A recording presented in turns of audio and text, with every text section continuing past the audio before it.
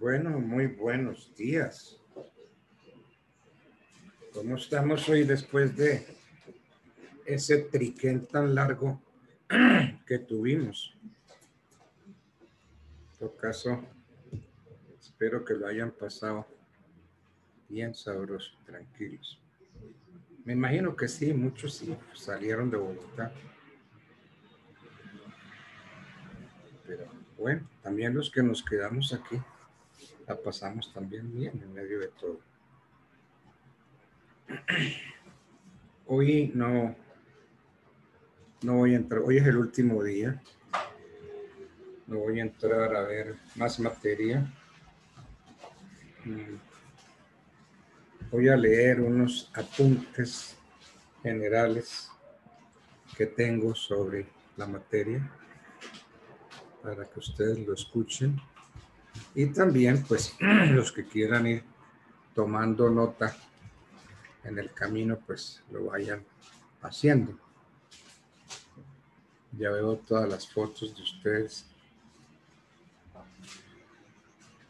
todas las fotos. Bueno.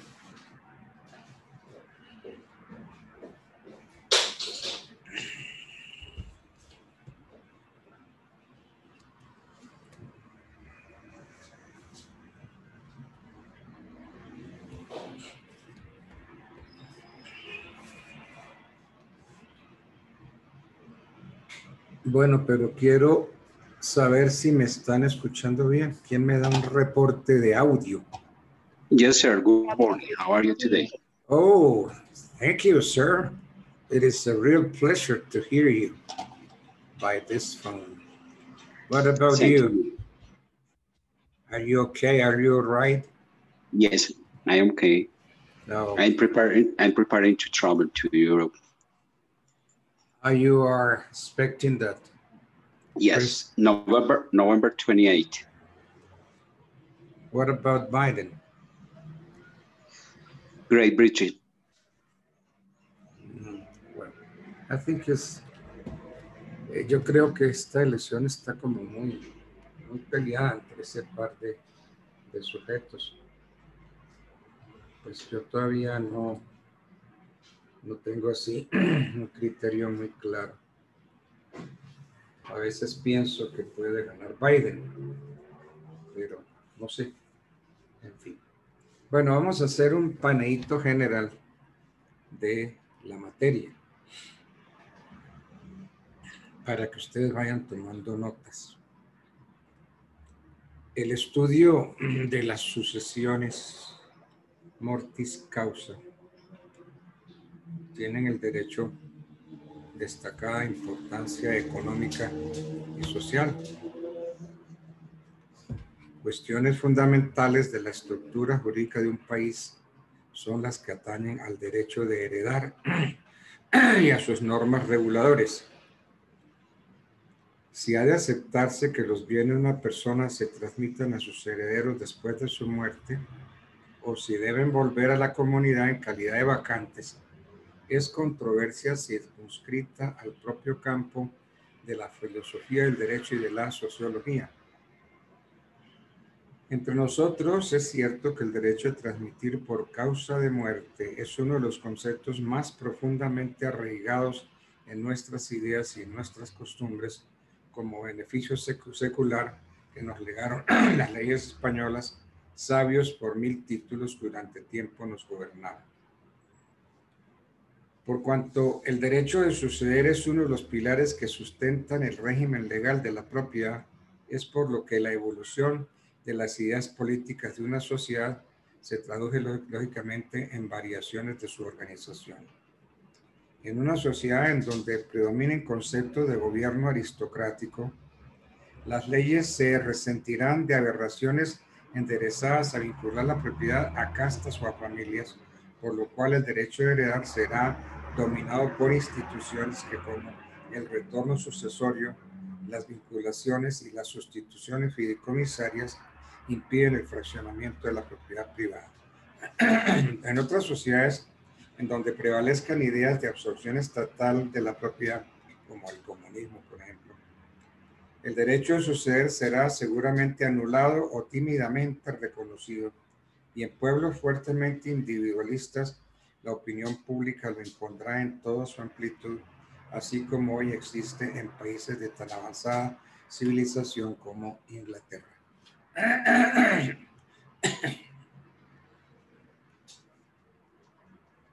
Vamos a ver qué había entonces antes. Antes del Código Civil, rigieron entre nosotros las leyes españolas que bebieron sus principios en las fuentes milenarias del derecho romano. Este derecho, por lo menos en su última etapa, es prototipo de un glorioso individualismo que acendró el derecho español. Por esta razón, el concepto colombiano del derecho de heredar es el mismo concepto clásico que lo tiene y en un todo lo disputa corolario esencial del derecho de propiedad mismo, es decir, derecho natural de la persona humana, derecho anterior al Estado, este reconoce pero no crea. El Código Civil no tuvo que modificar gran cosa la característica del derecho a suceder por causa de muerte, porque su fisonomía general era conocida de la legislación española. La labor principal del Código fue atemperar la norma positiva a los rasgos peculiares del Estado republicano y democrático. De aquí que repudiara con mayor energía que el Código francés aquello que resultó contrario a la igualdad republicana, como las instituciones fideicomisarias sucesivas, y que rechazara por contrarias a la riqueza pública todo género de vinculaciones de la propiedad, acogiendo más ampliamente que el Código francés la idea romana de la unidad del patrimonio. No afrontó nuestro código, como tuvo que afrontar el francés, la necesidad de transigir entre dos concepciones jurídicas opuestas. Una tradicionalista vitalmente clavada en los países franceses donde imperó el derecho consuetudinario, plena de concepciones germánicas, y otra inspirada en el derecho romano, más equitativo, perfeccionado y lógico. Ahora vamos a ver un parangón entre el Código francés, el Código de Napoleón y el Código colombiano. El Código de Napoleón, cuando ustedes hablen con juristas, con abogados franceses puros, si quieren sorprenderlos, si quieren ver la cara de felicidad que ponen, no les hablen del Código Civil francés, háblenle del Código Napoleónico, el Código de Napoleón de 1804. Eso les daría yo a entender de que usted sí conoce los antecedentes del derecho civil francés, porque es que el derecho civil francés es indudablemente el Código Civil de Napoleón de 1804. El Código de Napoleón, aunque no fue el primero que se expidió en Europa, sí fue guía y modelo de los que después rigieron en las naciones europeas. Claro, porque todas las naciones europeas copiaron el Código de Napoleón. Y fue así porque sus preceptos se amoldaron a las nuevas normas del derecho público proclamadas por la Revolución Francesa. Los principios democráticos cambiaron hondamente la estructura del derecho, principalmente del derecho público, y con esos cambios resonaron en el derecho privado. El mérito principal del Código francés dimana de haber podido encajar en los nuevos moldes las antiguas instituciones, y por eso su trabajo resultó parecido al que años más tarde acometió don Andrés Bello para verificar el tránsito de las leyes españolas coloniales a las propias de la República Independiente y Libre. Por eso también el Código francés es una de las fuentes de nuestra legislación civil. Pero aunque el artífice siguió al modelo, no lo copió servilmente, sino que atendió a peculiares necesidades y a propios puntos de vista.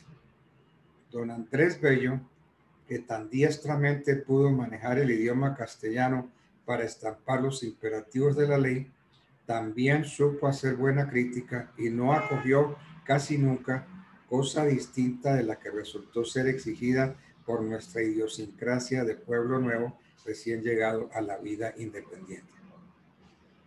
Antes de regir nuestro Código Civil, el derecho se hallaba disperso y contenido en reales cédulas y reales órdenes cuya existencia se sabía y su temor se ignoraba por hallarse encerradas en archivos no abiertos al público, como la recopilación de las leyes de Indias, la novísima recopilación de las leyes de España, las leyes del estilo, del fuero real, del fuero juzgo y de las partidas y de otras disposiciones.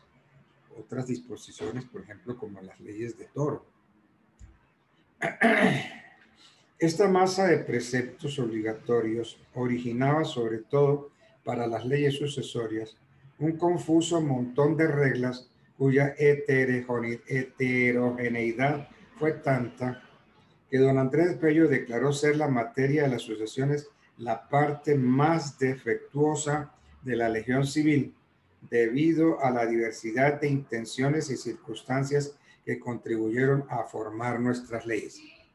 En estas leyes, dice el mismo Andrés Bello, es donde resalta la oposición entre los elementos derivados del derecho civil y los que debieron el ser a las costumbres castellanas recopiladas en los fueros y ordenamientos.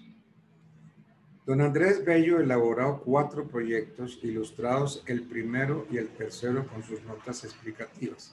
El primero lo comenzó precisamente presentando la materia relativa a las asociaciones mortis causa, y su publicación se inició en el Araucano, periódico de Chile, en 1841, cuya fecha nos servirá para designar.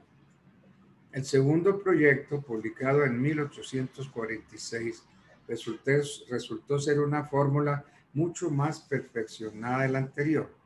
Y el tercero, de 1853, fue también ilustrado con notas que apuntan a la ligera las fuentes de que se han tomado los motivos en que se fundan los artículos que pueden llamar principalmente la atención. El último proyecto es el que se llama proyecto inédito porque su conocimiento es relativamente reciente. Ha sido publicado, provisto de acotaciones sacadas de los borradores originales de don Andrés Bello. Este proyecto es el eslabón que une al de 1853 con el adoptado por el Código en Chile, promulgado allí en 1855 y que con modificaciones se adoptó también entre nosotros. Don Andrés Bello dice: Amunátegui Reyes tendrá siempre la gloria de haber sido legislador de una república, de varias repúblicas, diríamos nosotros. El proyecto de Código Civil no es copia servil de ningún otro. Su sabio autor se ha manifestado al componerlo un jurisperito de primer orden, no un amanuense ni un plumario. Realmente yo no he podido entender y comprender por qué el interés de los chilenos de llevarse a Andrés Bello para Chile. Andrés Bello, pues, perteneció a una familia pudiente, muy adinerada, muy amigos de Simón Bolívar, pero Andrés Bello en particular, pues, digamos que fue un fracaso intelectual, porque empezó estudios de medicina y no los terminó, empezó estudios de derecho y no los terminó. Entonces la familia, preocupada por el fracaso de Andrés Bello, por ninguna carrera, hizo que Simón Bolívar lo nombrara en Londres como agente para Colombia y Venezuela, para agente diplomático. Estando allí desempeñando pues esas funciones internacionales, recibió una comisión de juristas chilenos quienes le hablaron a Andrés Bello y lo convencieron de que se fuera para Chile, se organizara allá, se nacionalizara, se dedicara a la política. Y realmente eso fue lo que hizo Andrés Bello. Andrés Bello fue a Chile se nacionalizó y se dedicó a la política. Y entonces va a ser senador en Chile. Uno de los aciertos de Andrés Bello fue el de haber creado la Universidad de Santiago de Chile, su primer rector y fundador. Eso le sirvió para sacarlo de una crisis en que estaba metido, porque a él le encomendaron la codificación del derecho civil chileno.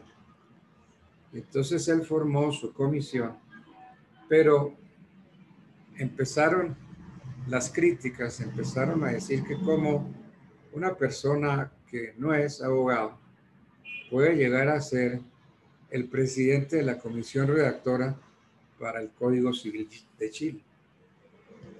Entonces, tenemos que en ese momento él es el rector de la universidad. Entonces le pide a la universidad que lo gradúe. Entonces, pues no lo puede graduar como abogado porque no hizo los años requeridos para ello, pero entonces le dieron honoris causa en derecho. Entonces así Andrés Bello es honoris causa en derecho y por lo menos puede calmar y tranquilizar esas voces contrarias. Y entonces ya no se ve mal que Andrés Bello fuera el director de la comisión redactora del Código Civil. Fernando Fuello Laneri, yo se lo dije en algún día en clase, Fernando Fuello Laneri en unas conferencias que se dictaron allá en Chile. Yo oí eso, yo estaba ahí a 2 metros de él. Fernando Fuello Laneri dijo que Andrés Bello era una vergüenza, que Andrés Bello se había robado las obras del profesor Egaña y que con esas obras y copiando las tesis del título y el modo de los códigos civil prusiano y austríaco, con eso hizo el Código Civil chileno. Eso fue una afirmación de un hombre grande en Chile, un gran civilista, un gran abogado como fue Fernando Fuello Laneri. De todas maneras, se hizo el Código Civil chileno y ese Código Civil chileno comienza a aparecer tímidamente en Colombia. Y digo tímidamente porque nosotros estamos enfrascados en un conflicto entre centralistas y federalistas. Ya la disparidad de criterios entre Bolívar y Santander ya era muy notoria y definitivamente ya había unos partidos políticos, los centralistas con Bolívar, los federalistas con Santander. Esa pelea entre ellos fue tremenda y en todo sentido, porque hasta en lo personal también fueron enemigos, pese a que ambos, y yo no salvo a ninguno, pese a que los dos fueron unos vagabundos de primera en tratándose del género femenino. Yo no salvo a ninguno. Los dos fueron muy vagabundos, muy sinvergüenzas en ese sentido. Y los dos tenían por novias, pues, por darles un nombre, ¿no? A 2 hermanas, las Ibáñez o Cañeritas ellas. Dicen los que escribieron sobre ellas que eran unas mujeres muy lindas. Y sí, realmente la mujer santandereana, la mujer ocañera, es una mujer muy linda. Entonces ellos tenían sus novias, las 2 hermanitas. Entonces es lógico que la una siguiera a Bolívar y la otra siguiera a Santander.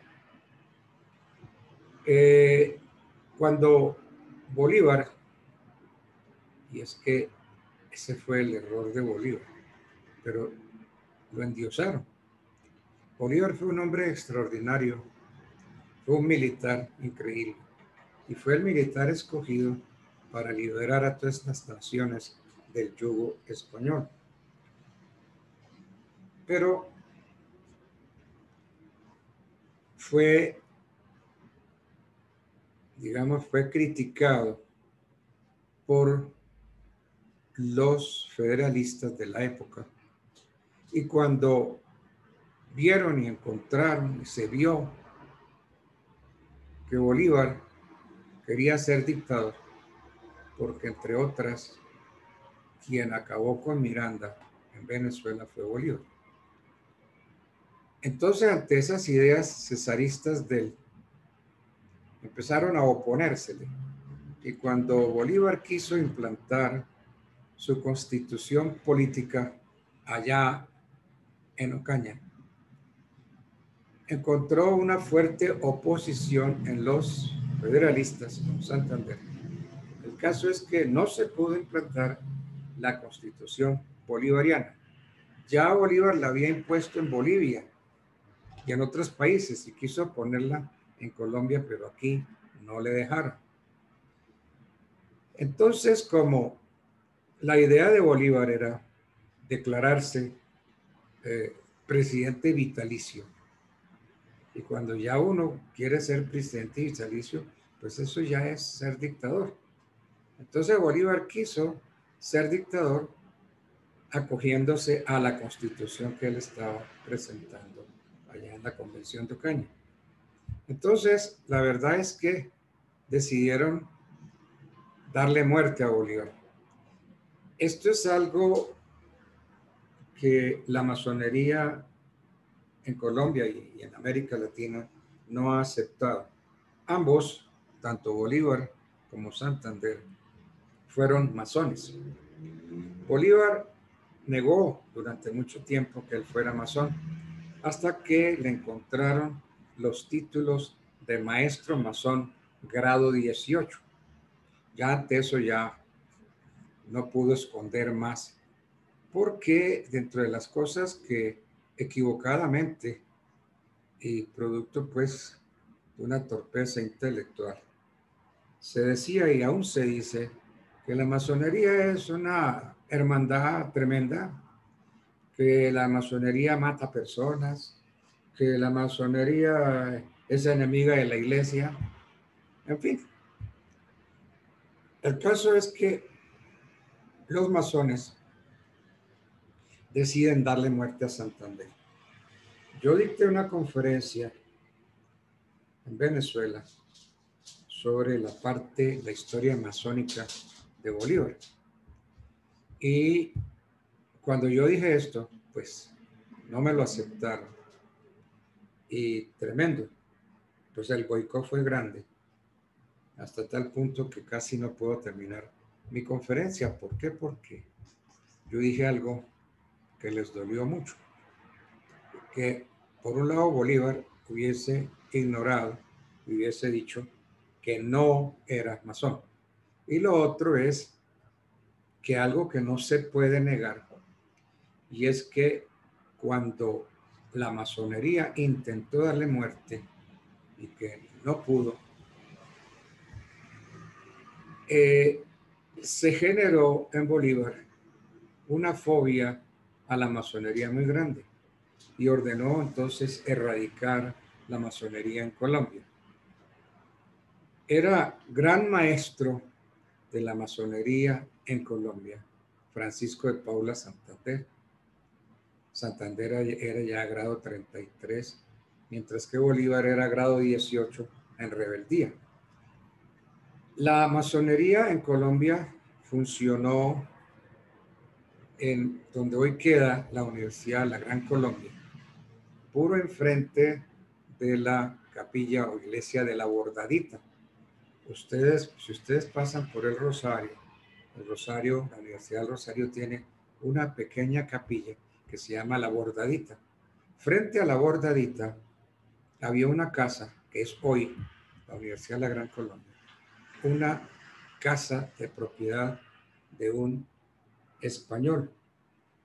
Esa casa, tomada en arriendo por Santander, se utilizó para que los masones trabajaran masónicamente todas las semanas, porque los masones se dividen en logias pequeñas logias, y cada logia trabaja un día a la semana, lunes, martes, miércoles, etc.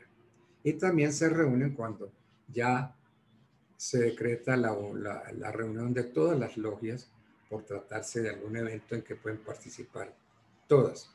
Entonces allí funcionó la Gran Logia Masónica de Colombia, cuyo gran maestro fue precisamente Santander.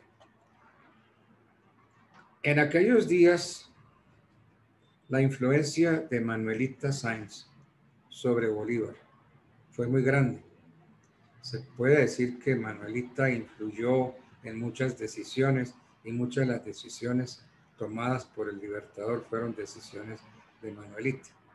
Una de las cosas que historiadores y muchos han negado es un acto antipatriótico cometido por Manuelita Sáenz, porque tal era el odio que sentía por Santander, que ella se disfrazó de coronel de los húsares, se puso uniforme de coronel de los húsares. Los húsares es como decir el batallón guardia presidencial. Sacó unos fusileros del batallón guardia presidencial y un muñeco que previamente ella había ordenado hacer con la cinta de vicepresidente ceñida en el pecho de ese muñeco. Ese muñeco lo puso en la plaza pública, en la plaza de Bolívar, y allí lo fusiló. Fue un acto, pues, de muy mal gusto que la amante del Libertador, la amante del presidente, hiciera con Santander. Pero eso da a entender el odio que Bolívar sentía por Santander. Entonces ordenó el cierre de la casa donde funcionaba la masonería. Pero esa casa estaba tomada en arriendo por una escuela de idiomas, una escuela de idiomas que justamente Santander había creado.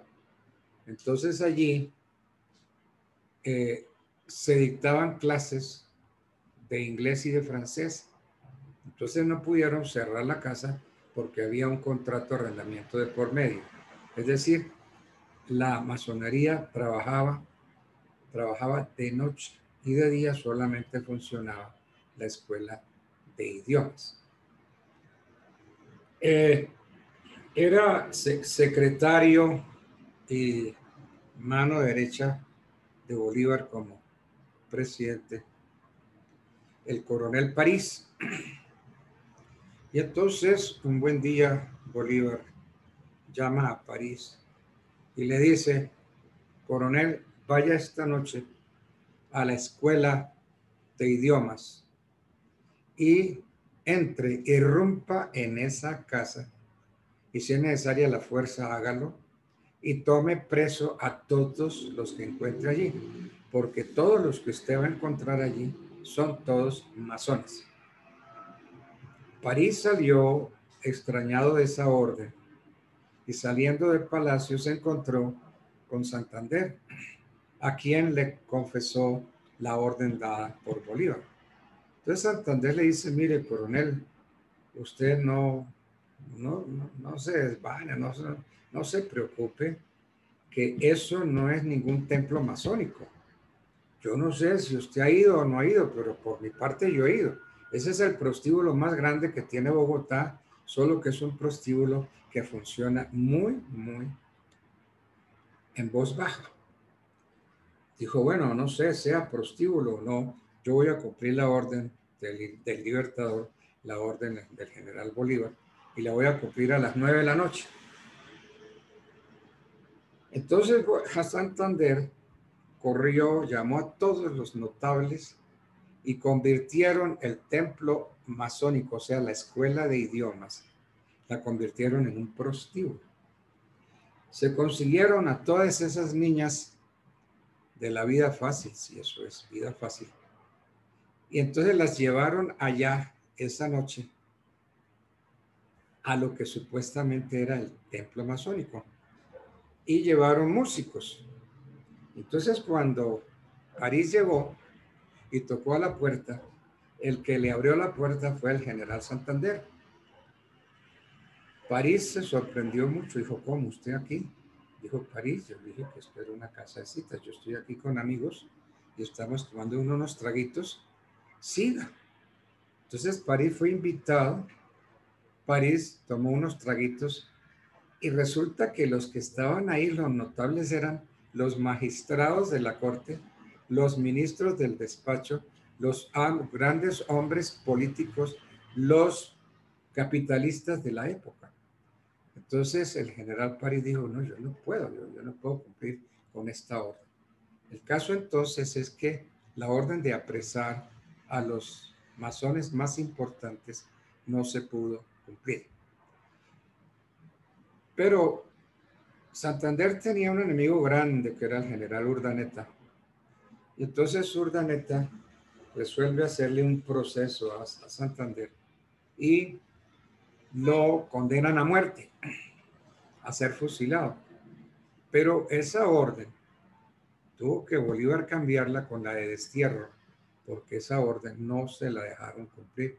Por nada del mundo iban a poder fusilar al vicepresidente de la República, semejante varón que fue Santander. Entonces Santander sale a Cartagena. En Cartagena estuvo un tiempo enfermo y encerrado porque las autoridades de Cartagena lo persiguieron.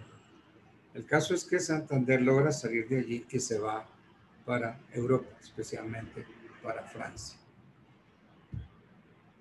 Esa es digamos, la historia. Y entonces Santander regresa después de la muerte de Bolívar. Cuando Bolívar muere, Santander regresa, vuelve a tomar la política y entonces es electo presidente de la República. Entonces eso existió entre Santander y Bolívar, ¿no? Amén de las enemistades que tenían por las mujeres, por las ocañeras, que le trajo mucho problema porque pues Santander también vagabundo por allá tuvo relaciones con la mamá de las Ibáñez. No contento con tenerla con una de las Ibáñez, la tuvo con la mamá de las dos. Entonces la mamá de la que era de Bolívar y la mamá de la que era de Santander. Y una de esas mujeres estaba prometida, una de tantas mujeres estaba prometida en matrimonio para un ministro del gobierno de Bolívar.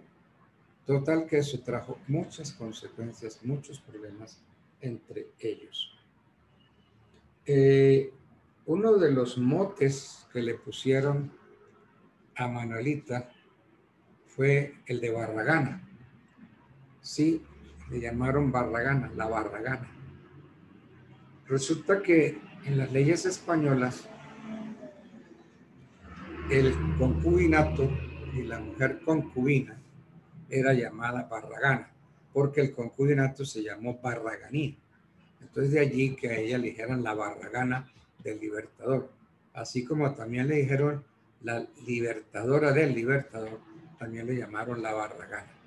Y Bolívar nunca pudo presentarla en sociedad, porque la sociedad se le cerró y no admitieron nunca que una mujer, una mujer de mala trayectoria entrara a Palacio. Y por otro lado, pues Bolívar quedó viudo desde muy jovencito y le juró a su esposa que jamás se volvería a casar. Y esta fue una promesa que Bolívar cumplió. De modo que Manuelita perdió toda la oportunidad de convertirse en la primera dama de este país. En fin, perdón un momentico que tengo la gatica. Yo tengo una gatica que no es mía, es de mi nieta, pero es que esta gatica, es terrible. Se encarama encima del computador, encima de mis notas, no me deja hacer nada. Es celosa, ella quiere todo el tiempo para ella. Bueno, gata tenía que ser. Pues bien,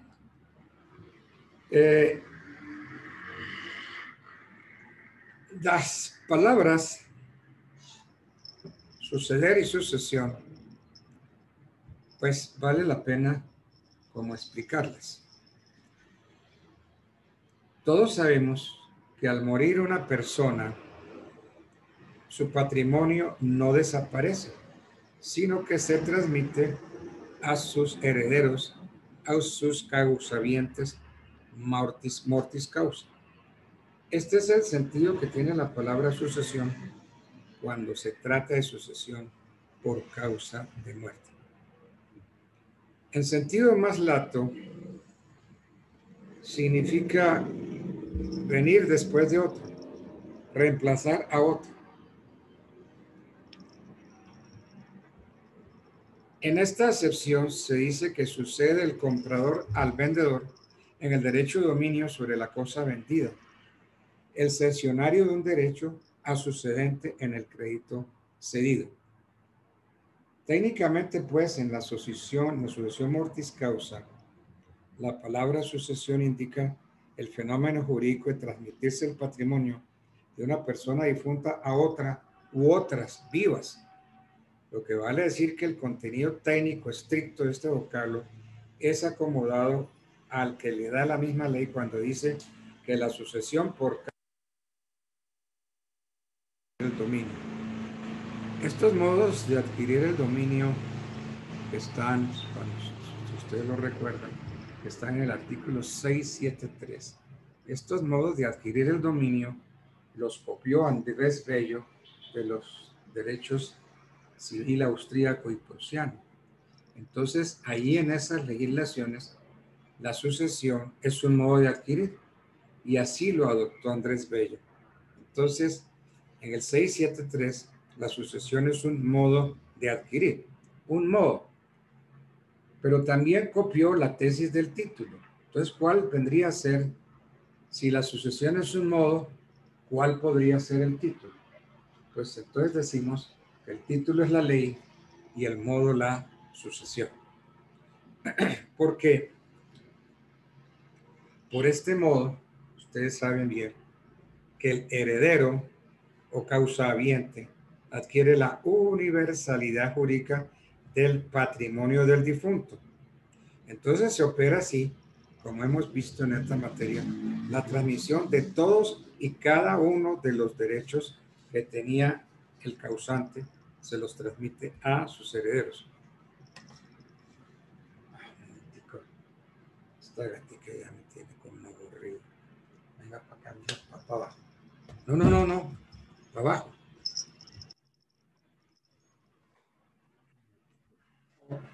Abajo, pues, abajo. Abajo.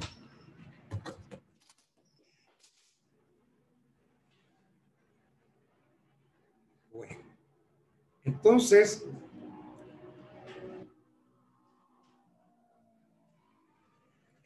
por este modo, estaba explicando, el heredero o causaviente adquiere la universalidad jurídica de todo el patrimonio del difunto, operándose la transmisión de todos y cada uno de los derechos del causante. Pero también por una especie de figura retórica jurídica, recibida en el lenguaje científico, lo mismo que en el vulgar, se emplea la palabra sucesión como sinónimo de herencia, sinónimo de patrimonio que debe transmitirse por causa de muerte. Entonces, el modo es la sucesión y el título sería la ley. Esto porque Andrés Bello copió de los códigos civil austríaco y prusiano las tesis del título y el modo y las metió en el Código Civil chileno y del Código Civil chileno pasó a nosotros. Entonces, la palabra sucesión es sinónimo de herencia. Es decir, es sinónimo del patrimonio que debe transmitirse por causa de muerte. Entonces, por eso decimos sucesión rica, sucesión pobre, en fin, según los bienes que conformen la comunidad hereditaria. En la vía de organizar la transmisión de la propiedad mortis causa, los estados han inspirado sus leyes en diferentes principios. En el antiguo derecho romano gobernó lo relativo a la sucesión intestada, el sentido de protección a la comunidad familiar. Solo después se invistió este derecho de una tendencia más individualista cuando se presentaron esas leyes romanas como interpretación de la voluntad probable del causante. Esta idea es todavía la que se muestra como fundamento de las leyes sobre sucesión intestada, y de aquí el considerarlas expresión del testamento tácito de la persona, el que otorga implícitamente quien se atiene a la ley porque la encuentra certera en punto a determinar las personas de sus herederos y acertada en la interpretación que en su propio caso establece de sus afectos, deberes y necesidades familiares y sociales. Pues vamos a tomar una pastica.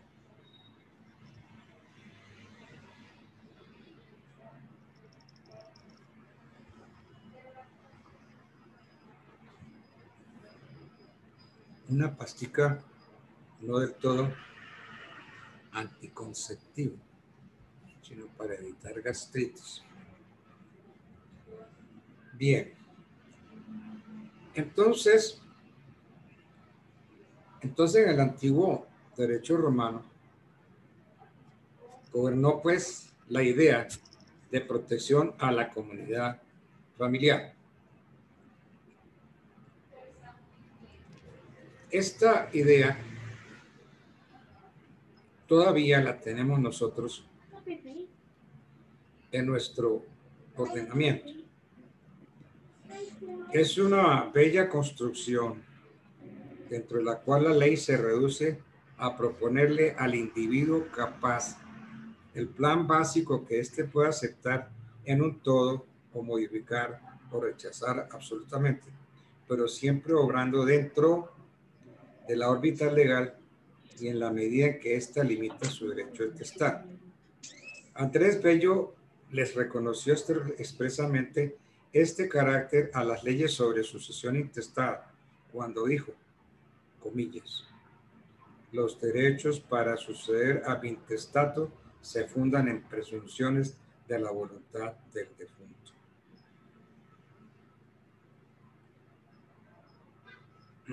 Bueno,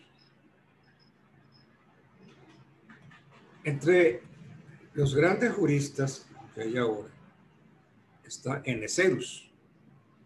Eneserus, escríbanlo con doble N y doble C.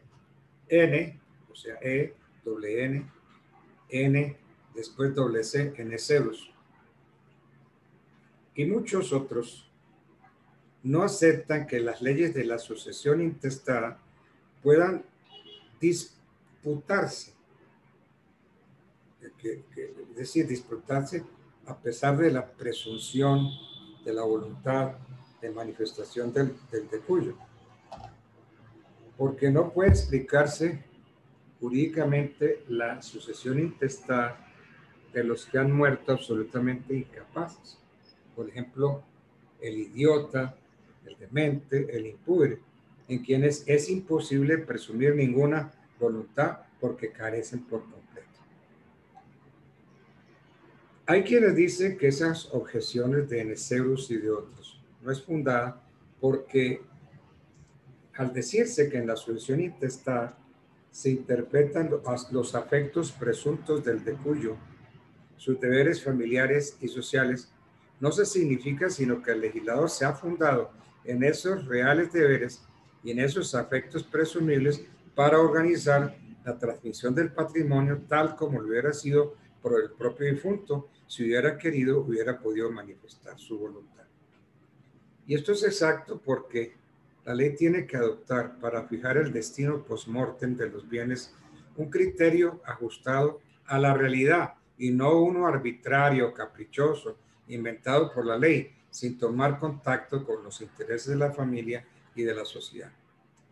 Pensar esto último es despojar al derecho sucedor de su condición de derecho natural, continuación del derecho de propiedad para apreciarlo como beneficio gracioso del Estado que éste dispensa y que reglamenta su talante.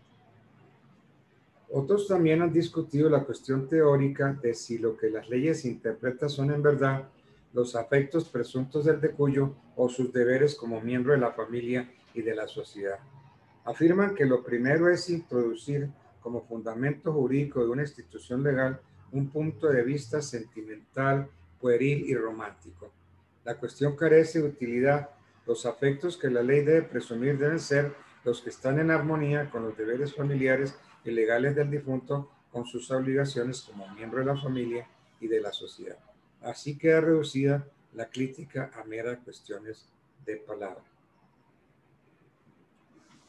Cuando el legislador regula los testamentos, perdón, otra vez. Usted parece una novia enamorada, terrible. Abajo.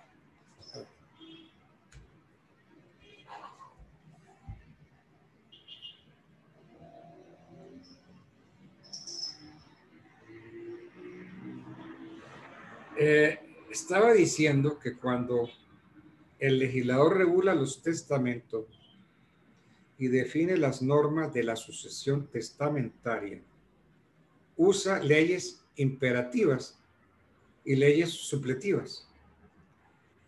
Las solemnidades de los testamentos, las restricciones impuestas a la libertad de testar por las asignaciones forzosas, que eso lo hemos comentado en clase, y las prohibiciones absolutas dictadas por motivos de orden público, son leyes imperativas que mandan y prohíben, de la misma índole de lo que los romanos llamaron jus publicum, o sea, el derecho público, derecho forzoso. Ellos decían quod pactis privatorum mutari non potest. Pero cuando de estas cosas no se trata, sino que el legislador establece en ausencia de la voluntad del testor legalmente expresada la naturaleza de las asignaciones, entonces procede por vía de interpretación de la voluntad, de la misma manera que cuando en materia de obligaciones fija la naturaleza de los contratos y demás declaraciones de la voluntad. En estos casos produce el legislador leyes supletivas.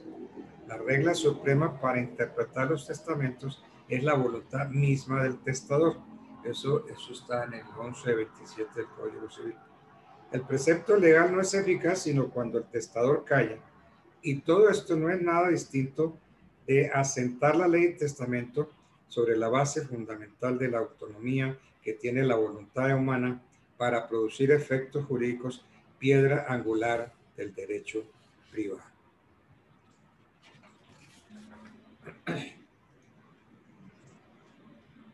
Podemos observar que el Código colombiano no recibió, como el Código francés, ninguna influencia distinta de la del derecho romano.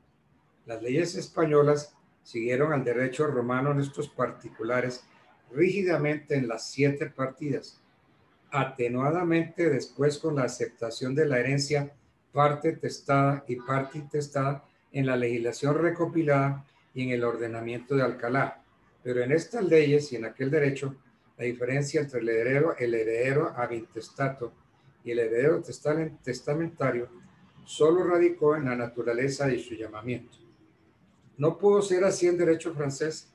El derecho consuetudinario no admitía sino una especie de sucesión, la intestada o deferida por la ley, y por lo mismo solo una especie de herederos, los herederos llamados ab intestato. Este principio antiguo se tradujo en la máxima solus Deus heredes facere potest non homo. De aquí la diferencia profunda entre el heredero siempre heredero ab intestato y el legatario, aunque la vocación de este fuera a todo el patrimonio. Solo los primeros, únicos, verdaderos sucesores del decuyo continuaban su personalidad y respondían de las deudas. Ellos decían ultra vires hereditatis. Los segundos sucesores, solo en los bienes, no respondían de las deudas, sino intravires hereditatis. El otro es ultravires, este es intravires hereditatis, o sea, hasta concurrencia de los bienes recibidos.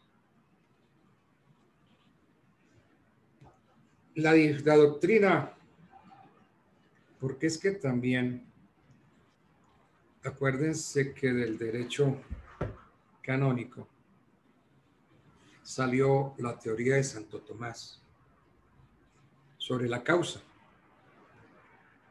Santo Tomás nos habla de una causa eficiente, una causa formal y de una causa final, para llegar a la conclusión de que Dios es la causa de todo. Entonces la doctrina de que solo Dios puede hacer herederos insufló en el código francés una terminología diferente de la que usa el código colombiano. El primero no llama heredero, sino al heredero ab intestato, o sea, el heredero legal dado por ley. El heredero testamentario en derecho francés no se denomina así, sino legatario universal. Repito, el heredero testamentario en derecho francés no se denomina así, sino legatario universal, porque por testamento no se crean herederos, sino legatarios. Vean qué punto tan interesante. Porque por testamento no se crean herederos, sino legatarios. Al que nosotros llamamos legatario o sucesor de bienes determinados, lo determina el Código francés con el nombre de legatario a título particular. Antes de la vigencia del Código de Napoleón, no se conocía en Francia la diferencia entre legatario universal y legatario a título universal. Por pequeña que sea la cuota de que una persona es legataria, decía Poitiers, sea la 20ª o la 30ª parte, desde que su liberalidad o legado no sea de cosas particulares, sino de una cuota, el legatario es legatario universal. Ese es el pensamiento de Poitiers. Fue el Código francés el responsable de haber introducido en el derecho la noción inútil en el fondo, pero cómoda para claridad en la exposición, de llamar legatario a título universal al legatario de cuota.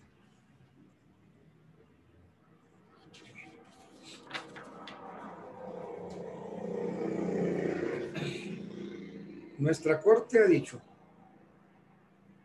comillas, la sucesión por causa de muerte, sea testamentaria o ab intestato, es un modo de adquirir el dominio, entre paréntesis, artículo 673.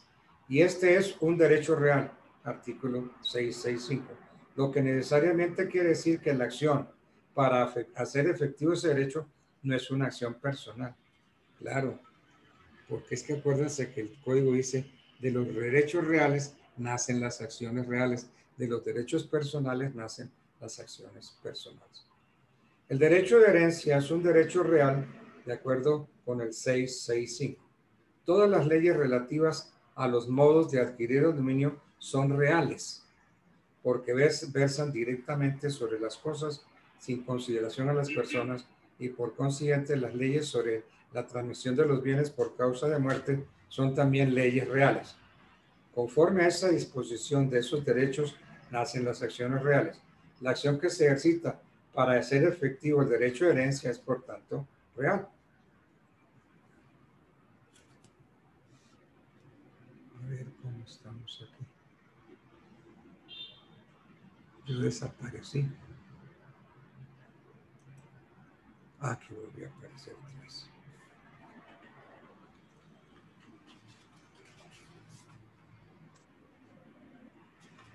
Ustedes saben que el libro tercero del Código contiene el derecho de sucesión.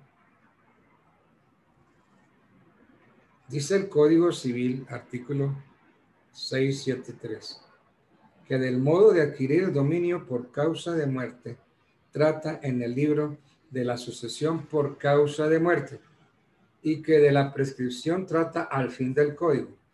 Más lógico hubiera sido articular la prescripción en el libro segundo y que hubiera dejado el libro tercero exclusivamente destinado a la sucesión por causa de muerte. Así hubiera comprendido el libro segundo todo lo atañedero a los diferentes modos de adquirir el dominio, con excepción de la sucesión mortis causa, que por transferir la universalidad de bienes que forma el patrimonio bien requiere un puesto aparte. Más objetable que lo anterior es haber entrometido en el libro tercero, también por influencia del Código francés, lo referente a las donaciones entre vivos, porque siendo este es un contrato, el propio lugar para hablar de ellos es el libro cuarto, en donde se agrupan los contratos especiales. La razón de esta sin razón fue seguramente el querer imitar al Código francés en cosa en que no era posible imitarlo, porque según aquel código, la donación entre vivos en general, los contratos, transfieren por sí mismos la propiedad, pero así no sucede entre nosotros. En el código de Napoleón, por esto, puede afirmarse la semejanza entre la donación entre vivos y la asociación mortis causa desde el punto de vista de que por ambas figuras se transmite el dominio gratuitamente, lo que hace conveniente hablar de ambas cosas en un mismo lugar, tratándolas en el mismo libro. Entre nosotros debe estarse más a la esencia de estas instituciones tan distintas la una de la otra que al parecido que les da la gratuidad.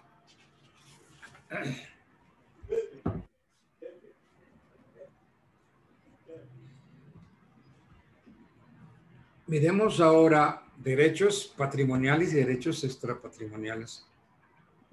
Dentro del patrimonio, universalidad jurídica, reunión de todos los valores positivos y negativos o receptáculo donde se encuentra el activo y el pasivo que una persona tiene, están los derechos patrimoniales.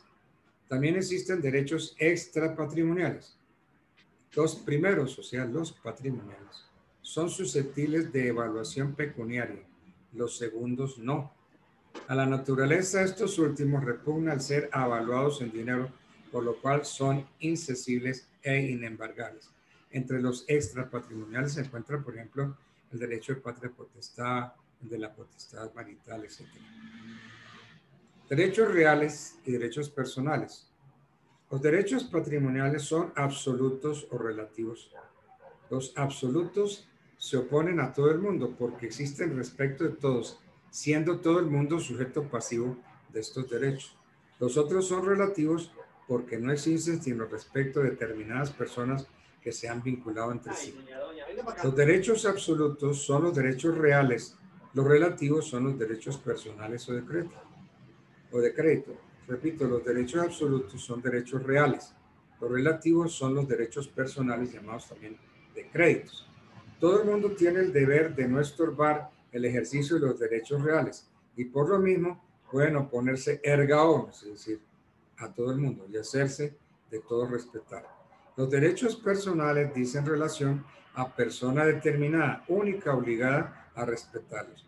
Así han de entenderse los artículos 665 y 666 del Código Civil, donde se definen los derechos reales y los derechos personales.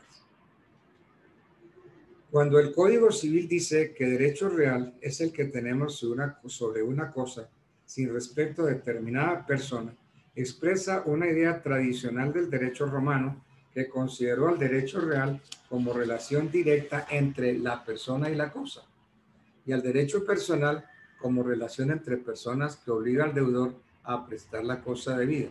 Así, el titular de un derecho real, jus in re, porque jus in re es derecho en la cosa, contrario al jus ad rem, que es derecho a la cosa. Acuérdense de sus conferencias de obligaciones. Entonces, así el titular de un derecho real, jus in re, sin contar con nadie, puede apoderarse de su cosa donde quiera que esté, pero el titular de un derecho personal, jus ad rem, nada puede ser distinto de exigir a su deudor la prestación de lo que le debe. Si entendimos esto, ¿no? Jus in re es el derecho en la cosa. Entonces, el titular de un derecho real tiene derecho en la cosa. Pero el que puede exigir al deudor la prestación de lo que se debe, ejerce la jus ad rem. La idea tradicional en que se inspira el código para distinguir los derechos reales de los personales es hoy impugnada por los que anotan que ningún derecho puede consistir en relación entre persona y cosa. Todos los derechos tienen sujeto activo y sujeto pasivo, y las personas y no las cosas pueden ser sujetos de derecho. La verdad es que el sujeto pasivo del derecho personal es persona determinada, mientras que el sujeto pasivo del derecho real son las indeterminadas, personas que forman el conglomerado social, todas las cuales están obligadas por ley a no estorbar ni conculcar la norma positiva en que el titular funda su derecho. De ser absoluto y oponible, es decir, erga omnes, saca el derecho real dos cualidades que lo distinguen del derecho personal y lo hacen superior a este. Estas cualidades son el derecho de persecución y el derecho de preferencia. El derecho de persecución habilita al titular de un jus in re para perseguir el objeto de su derecho en mano de quien quiera que lo tenga.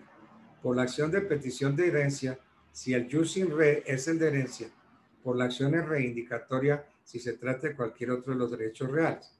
Por el derecho de preferencia, el titular elimina todo concurso que otros pretendan sobre la cosa objeto del derecho. Estas dos calidades son pertenecientes por igual a todos los derechos reales. Miren, cuando uno estudia las obligaciones, llega un punto en que hay que aclarar que en un concepto, en un principio el concepto de obligación era que una persona quedaba obligada a otra, es decir, la persona del deudor quedaba obligada a la persona del acreedor. Por ende, entonces, el acreedor podía perseguir la persona del deudor, perseguirle para hacerlo pagar. Y se llegaban hasta unos extremos que el acreedor podía, qué sé yo, arrendarlo, venderlo, incluso darle muerte.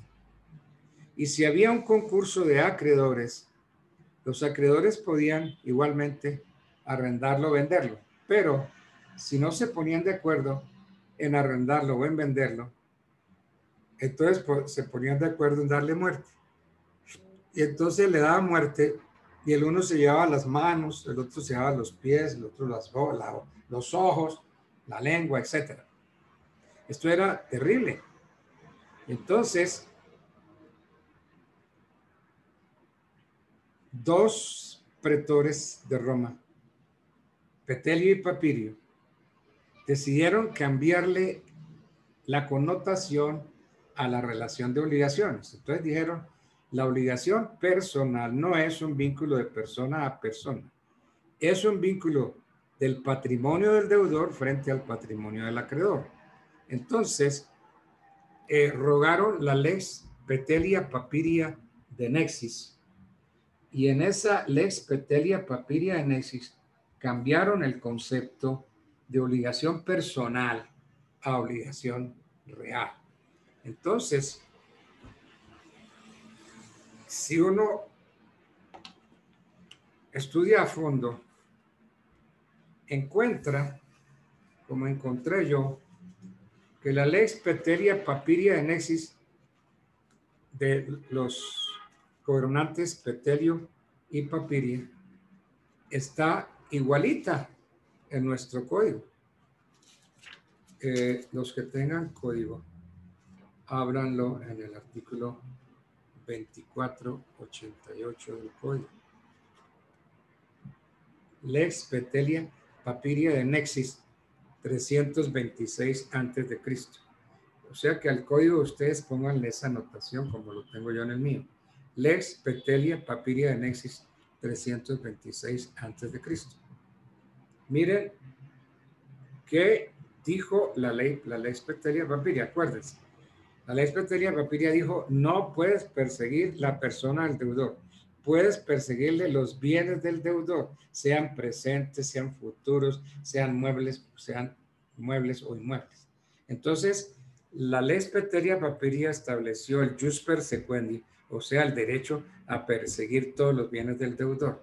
Y entonces, miren, les voy a leer el 2488, si ustedes tienen código, ábranlo ahí, y díganme si esta no es la Lex Petelia Papiria. Derecho de prenda general. Esto es discutible, esto lo vamos a analizar ahorita. Dice: toda obligación personal da al acreedor el derecho de perseguir su ejecución sobre todos los bienes raíces o muebles del deudor, sean presentes o futuros, exceptuándose solamente los no embargables, designados en el artículo 1677, como la cama, por ejemplo. Este pequeño subtítulo que aparece ahí es un error tremendo, derecho de prenda general. Luego el derecho de prenda no es sobre muebles. Correcto, exactamente. La prenda solamente existe en bienes muebles. Entonces, porque es que cuando yo hago sacrita me dicen, no, pero es que hacen en sentido figurado. No. En los artículos no hay nada figurado. Y aquí clarito dice derecho de prenda general. Si yo como acreedor puedo perseguir todos los bienes, muebles y inmuebles, ahí no hablamos de prenda, porque si hablamos de prenda, entonces la ley diría persígale solamente los bienes muebles. Pero es y los que, inmuebles los dejo por fuera. Exactamente. Entonces, derecho de prenda general es un error grave, porque es que la persecución de los bienes del deudor no es sobre los bienes muebles. Mira, es que en sentido figurado. Lo que dice el artículo es que todos los bienes están ahí garantizando las obligaciones, que todos los bienes están ahí como esperándote. Tú, acreedor, ahí los encuentras, búscalos. Si quieres un bien mueble, si quieres un bien inmueble. Sí, está bien, pero no me le pongan a eso derecho de prenda general.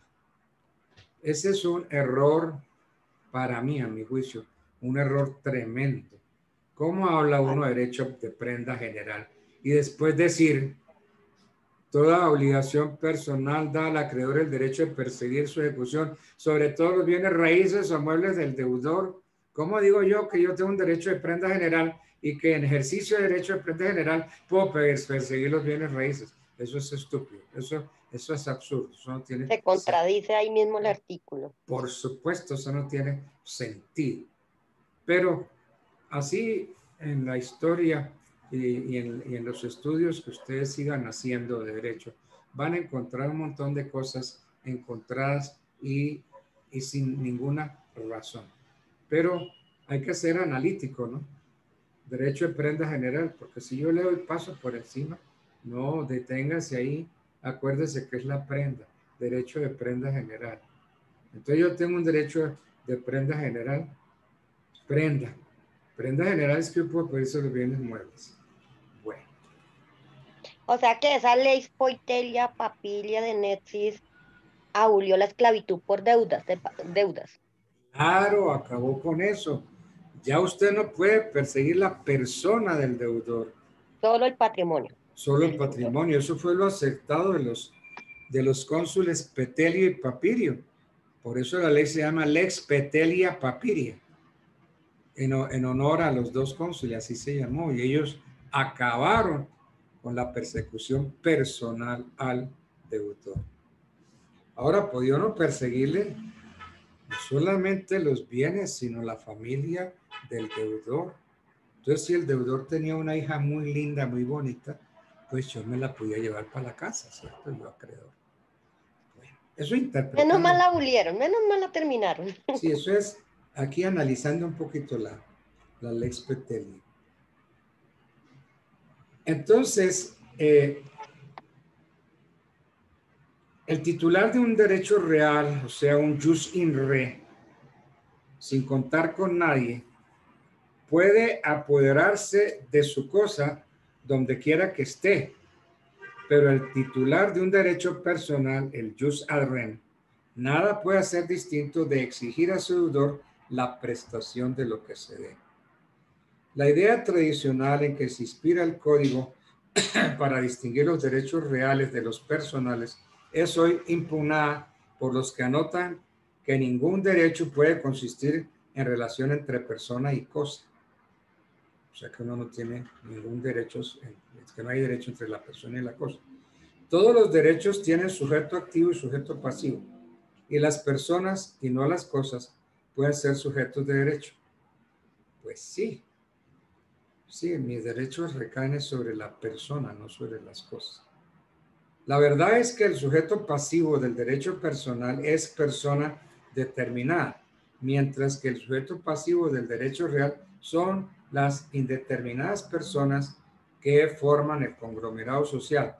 todas las cuales están obligadas por ley a no estorbar ni conculcar la norma positiva en que el titular funda su derecho. De ser absoluto, oponible erga omnes, saca el derecho real dos cualidades que lo distinguen del derecho personal y lo hacen superior a este. Esas cualidades son el derecho de persecución y el derecho de preferencia. El derecho de persecución habilita al titular de un jus in re para perseguir el objeto de su derecho en manos de quien lo tenga. Por la acción de petición de herencia, si el jus in re es el de herencia, por la acción reivindicatoria, si se trata de cualquier otro de los derechos reales. Sí, porque es que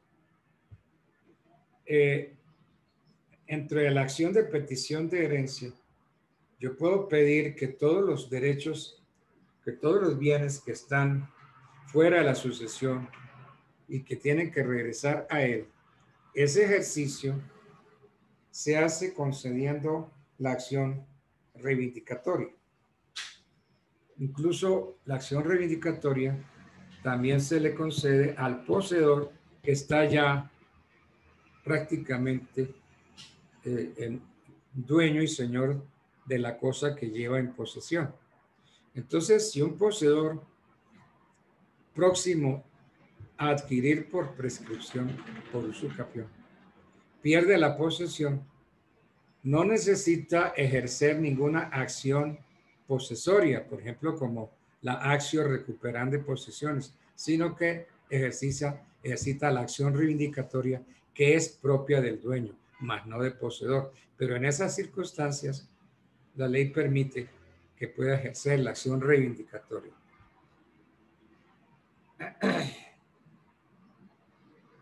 Todos los derechos tienen sujeto activo y sujeto pasivo. Y las personas y no las cosas pueden ser sujetos de derecho. Las personas y no las cosas pueden ser sujetos de derecho. La verdad es que el sujeto pasivo del derecho personal es persona determinada. La verdad es que el sujeto pasivo del derecho personal es persona determinada, mientras que el sujeto pasivo del derecho real somos todos, son las indeterminadas personas que conforman el conglomerado social. De ser absoluto, oponible erga omnes, saca el derecho real dos cualidades que lo distinguen del derecho personal y que lo hacen superior a este. Esas cualidades son el derecho de persecución y el derecho de preferencia.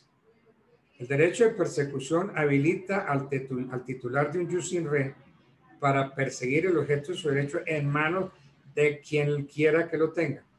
Por la acción de petición de herencia, si el jus in re es el de herencia, por la acción de petición de herencia, si el jus in re es el de herencia. Por la acción reivindicatoria, si se trata de cualquier otro de los derechos reales. Por el derecho de preferencia, el titular elimina todo concurso que otros pretendan sobre la cosa objeto del derecho. Estas dos calidades son pertenecientes por igual a todos los derechos reales.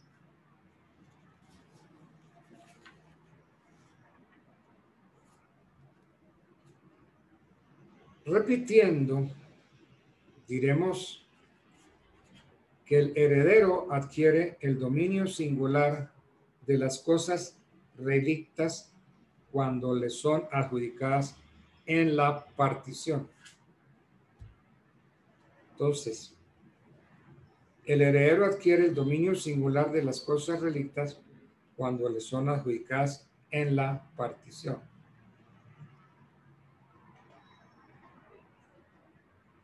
Pero aquí habría que aclarar. Si concurre con otros, pues todos tienen ese derecho. Pero si todos los bienes le son adjudicados a un heredero único, entonces solamente tiene ese derecho el heredero único.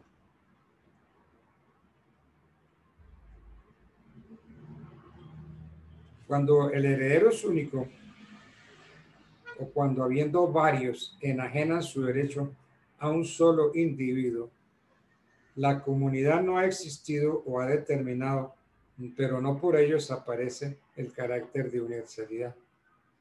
Cuando el heredero es único, o cuando habiendo varios enajenan su derecho a un solo, a una sola persona, la comunidad no ha existido, pero no por ello desaparece el carácter de universalidad que tiene la sucesión, lo cual inhabilita al heredero para ejercitar para sí la acción reivindicatoria. Una herencia puede estar grabada con deudas o estar confundida con otras sucesiones, o puede estar afectada con legados si es testamentario, todo lo cual requiere que la sucesión se liquide y se le adjudica al heredero, por más que sea único, los bienes y derechos que hayan de corresponder. Esta adjudicación será un verdadero título de dominio. Cesa entonces la universalidad de derecho para dar lugar a la adquisición del dominio singular. Y sobre la enajenación de cosas pertenecientes a una herencia ilíquida, ha dicho varias veces la Corte que la venta de bienes pertenecientes a una herencia ilíquida debe considerarse como venta de cosa ajena y produce los mismos efectos. Sí, porque si ahí está la herencia, no se ha liquidado y alguien vende, pues vende lo que no es, lo que aún no le han dado todavía. Entonces eso es venta de cosa ajena.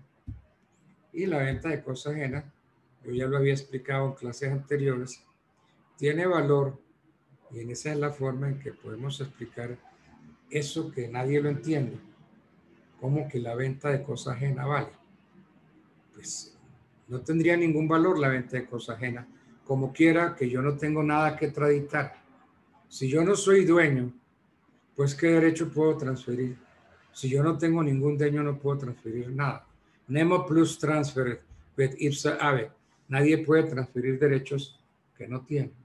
Pero entonces, ¿cómo explicamos esa máxima que tenemos en el Código Civil, que la venta de cosa ajena vale? Vale sí para el momento de la tradición, si en el momento de hacer la tradición yo soy el dueño. Es decir, el modo como se transfiere el dominio de una persona a otra se llama tradición. Entonces, si yo compro una casa y voy a la notaría y me hacen la escritura pública, yo salgo con la escritura pública, perfecto, y estoy feliz. Pero me pregunto, ¿soy dueño? No, todavía no. Le falta el modo llamado tradición. Entonces, ¿la tradición qué es? Es ese acto jurídico por medio del cual el tradente transfiere la propiedad al adquirente. Eso es la tradición.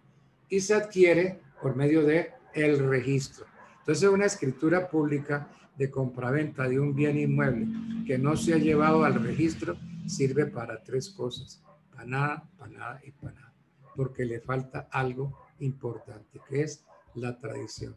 No se ha verificado el cambio de dueño, no se ha hecho la tradición. Ahora, esto en bienes inmuebles, porque en los bienes muebles ocurre otro fenómeno. Los bienes muebles no se registran. Entonces la tradición se confunde con la entrega. Por eso cuando alguien compra un bien mueble, en el momento en que se lo entrega, le están haciendo tradición. Señorita vendedora de Temis, ¿cuánto vale este libro de sucesiones? Ah, ese libro editorial Temis vale 50,000 pesos. Señorita, quiero ese libro, tome sus 50,000. ¿Qué hace Temis o la vendedora de Temis? Me dice, tome su libro y me lo entrega.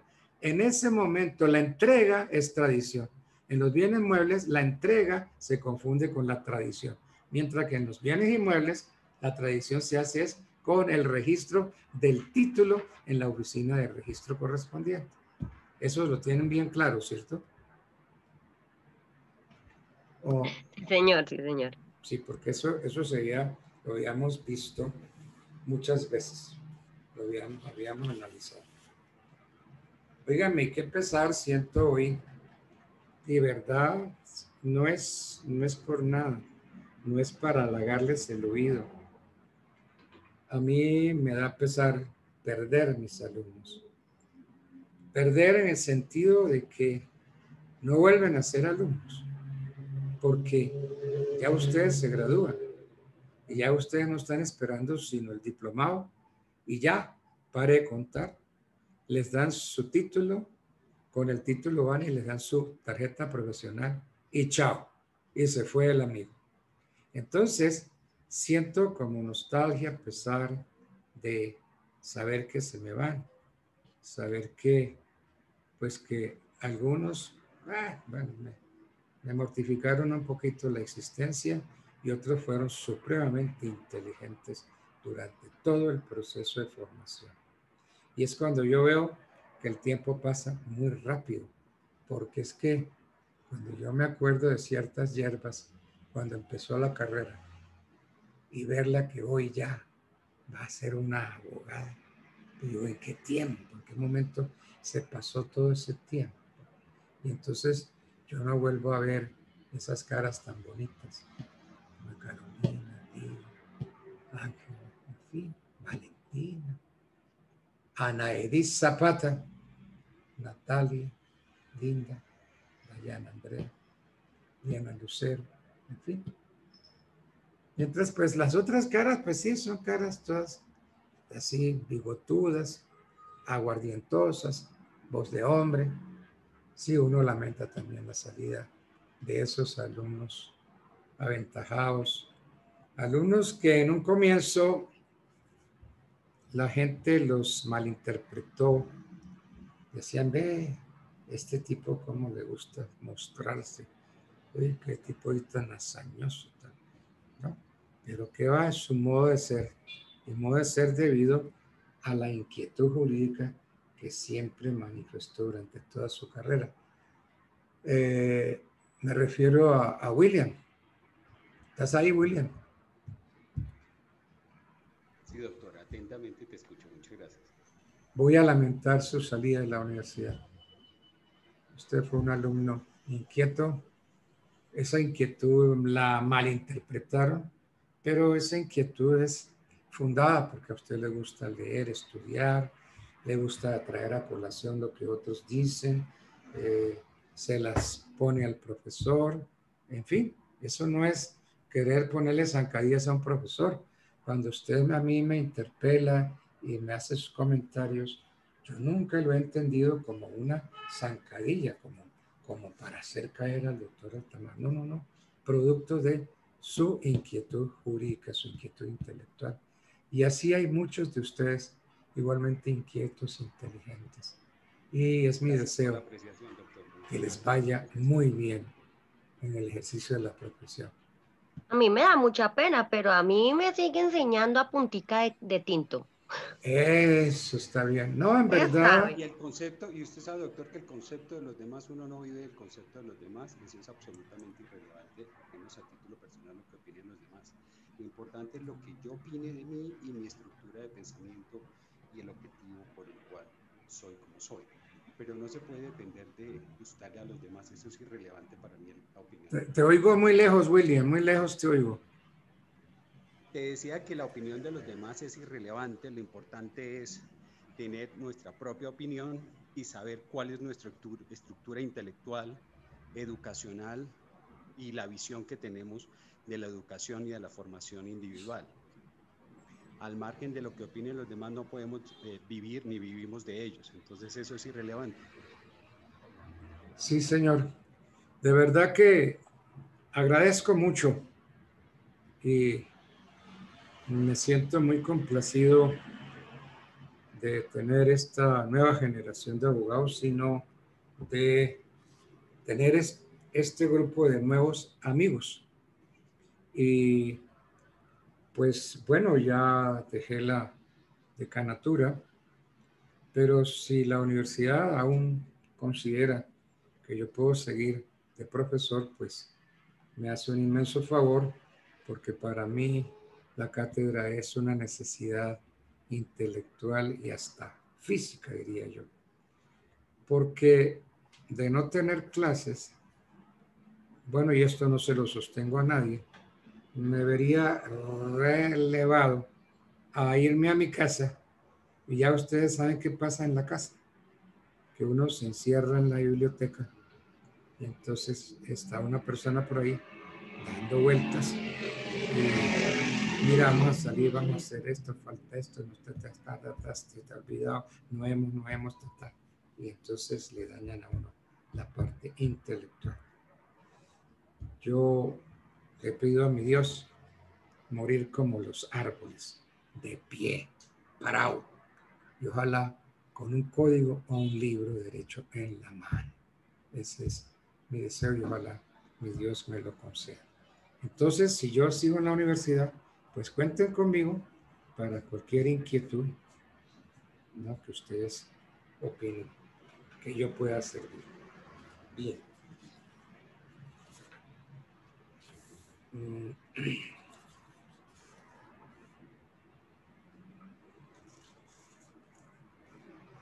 Son las 9:30.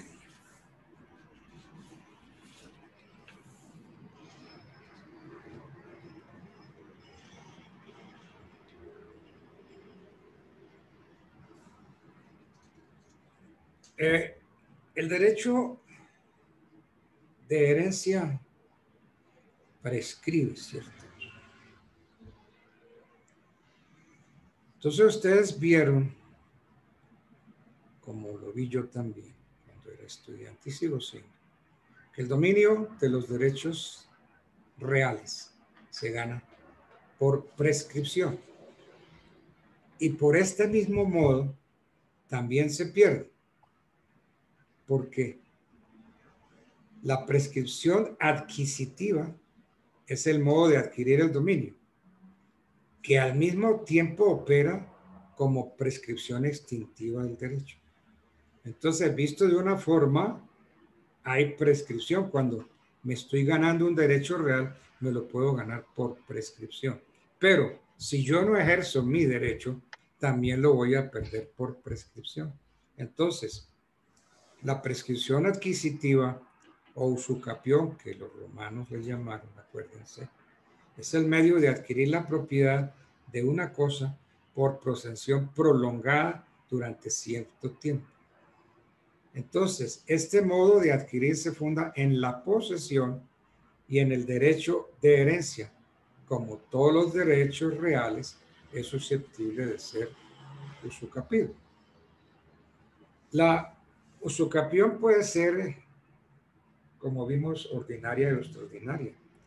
La primera exige posesión regular no interrumpida y por su término hoy de 5 años para bienes raíces y de 3 años para los bienes muebles. La segunda no exige más circunstancias que la posesión y el tiempo sin que se interrumpan ni suspendan porque corre contra todo el mundo. Nosotros sabemos que el heredero de pleno derecho es reputado poseedor de la herencia desde el momento en que se le refiere. Eso lo vimos a lo largo de estas conferencias. Por lo cual, el llamado heredero putativo no puede pretender jamás ser poseedor regular de la herencia. La posesión material que puede tener carece de justo título. Eso fuera a las luces del 766. Y no es poseedor regular por eso mismo que ordena el 764. Salvo el importante caso de que hemos venido viendo y hablado concerniente al heredero putativo que ha obtenido decretos sobre posesión efectiva. Este puede aspirar a usucapir la herencia como prescribiente ordinario con 10 años de posesión, porque el decreto le sirve de justo título y puede oponer con éxito su excepción al verdadero heredero.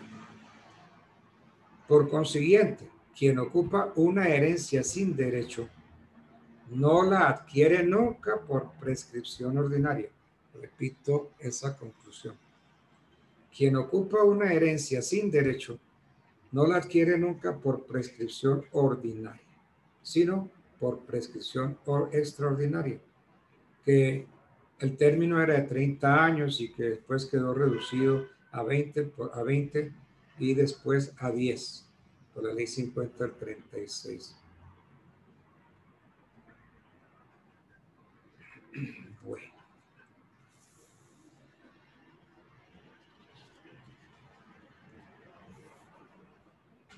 Quería recordarles que la llamada petición de herencia se llama así la acción para reclamar el derecho de herencia desconocido y que esta acción se prescribe en 10 años como prescripción extraordinaria, que se comienza a contar desde el día de la delación, o 10 años de prescripción ordinaria contra el heredero putativo que obtuvo posesión efectiva. Y el heredero, bajo condición suspensiva, contará su plazo desde el día en que se cumple la condición.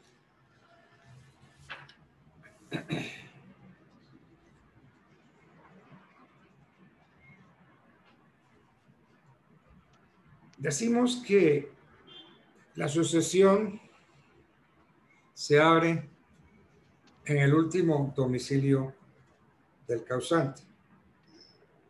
Pero entonces una cosa es domicilio y otra cosa es residencia.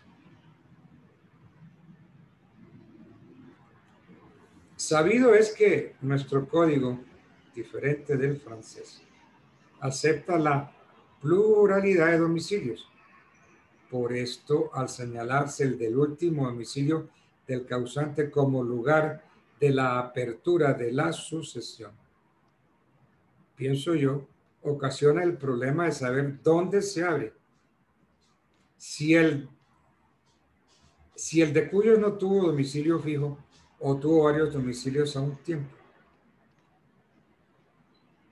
Sobre esto yo he pensado que todo hombre está unido a un lugar determinado. Está unido por sus afecciones de familia, por sus intereses, por su trabajo, por sus costumbres. Y es una regla que tiene pocas excepciones. Entonces, de este hecho que es natural y social, la ley saca una construcción jurídica destinada a darles estabilidad a las relaciones civiles.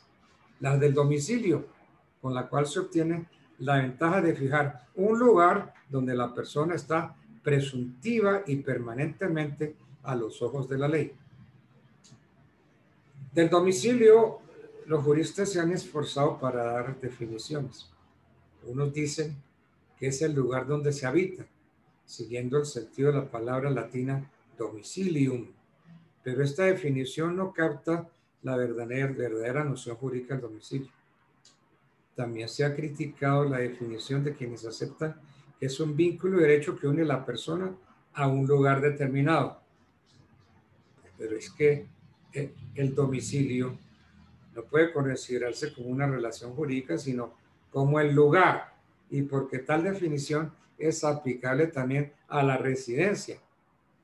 La residencia, ese vínculo entre la persona y el lugar donde reside.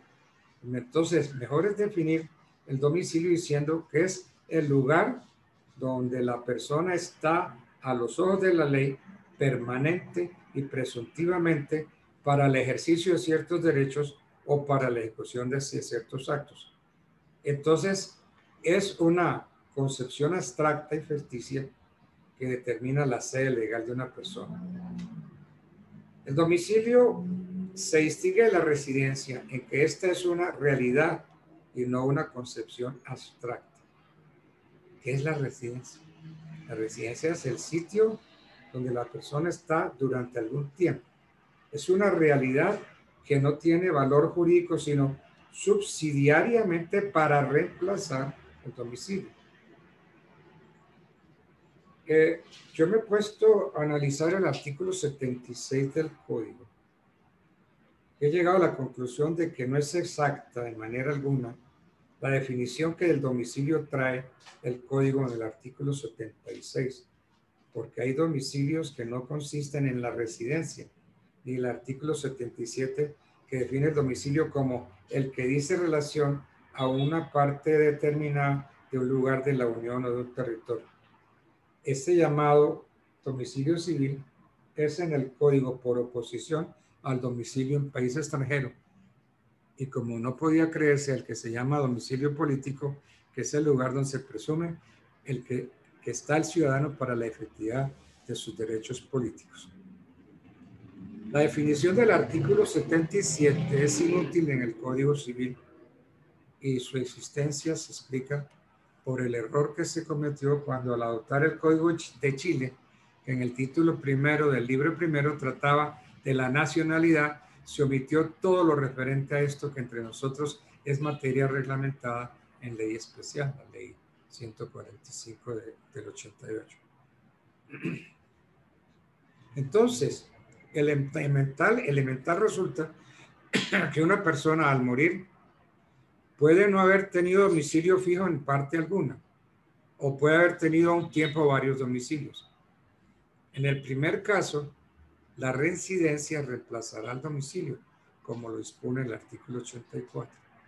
En el segundo, el Código de Procedimiento resuelve el punto llenando la omisión evidente del Código Civil cuando dispone que el juez competente para conocer de la sucesión es el del domicilio donde tuvo el de cuyos el asiento principal de sus negocios. Esta regla, aplicable estrictamente solo al caso de pluralidad de domicilios dentro de Colombia para efectos jurisdiccionales, habrá de extenderse por clara analogía cuando el de cuyos, sin haber tenido domicilio en Colombia, ha tenido varios en el extranjero.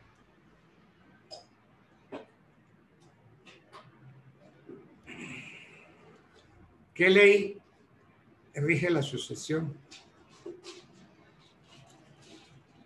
Esa es una pregunta interesante para analizar.